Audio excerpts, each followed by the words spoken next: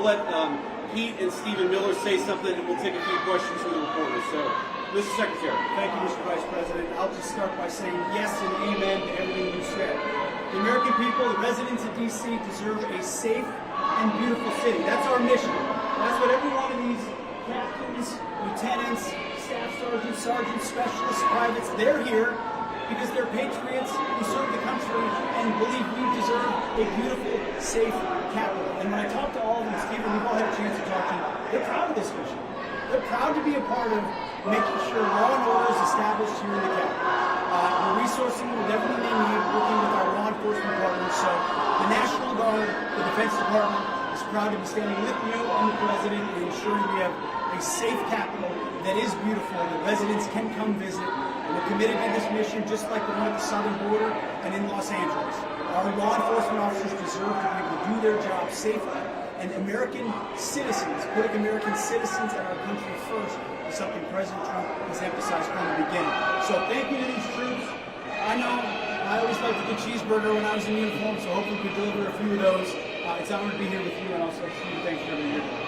Thank you. And first of all, thank you to the Vice President for bringing us here today. Thank you, Secretary, for your leadership, and most importantly, thank you to the men and women of the National Guard. I think here's the most important point. There are residents who lived in Washington, D.C. their entire lives. Their parents lived here, their grandparents lived here, and they have lived for generations in intolerable conditions of crime and decay. There are parts of the city, I moved to the city 20 years ago. There are places where I've seen graffiti that has been untouched for 2 decades. There are homeless encampments that have made it impossible for families to use public parks and public recreation for as long as I've lived here. There are hundreds of residents of this city who are shot in street violence every single year, making it one of the most violent cities on planet Earth.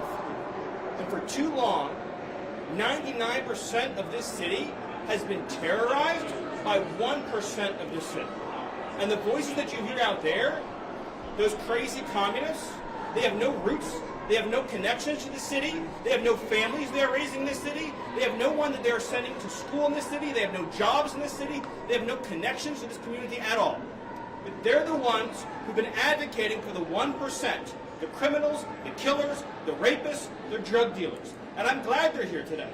Because me, Pete, and the Vice President are all going to leave here, and inspired by them, we're going to add thousands more resources to this city to get the criminals and the gang members out of here. We're going to dismantle those networks, and we're going to prove that a city can serve for the law-abiding citizens who live there. We are not going to let the communists destroy a great American city, let alone the nation's capital. And let's just also address one other thing. All these demonstrators that you've seen out here in recent days, all of these elderly white hippies, they're not part of the city and never have been. And by the way, most of the citizens who live in Washington, D.C. are black. This is not a city that has had any safety for its black citizens for generations. And President Trump is the one who is fixing that with the support of the Metropolitan Police Department, the support of the National Guard, and our federal law enforcement officers. So we're going to ignore these stupid white hippies that all need to go home and take a nap because they're all over 90 years old, and we're going to get back to the business of protecting the American people and the citizens of Washington, D.C.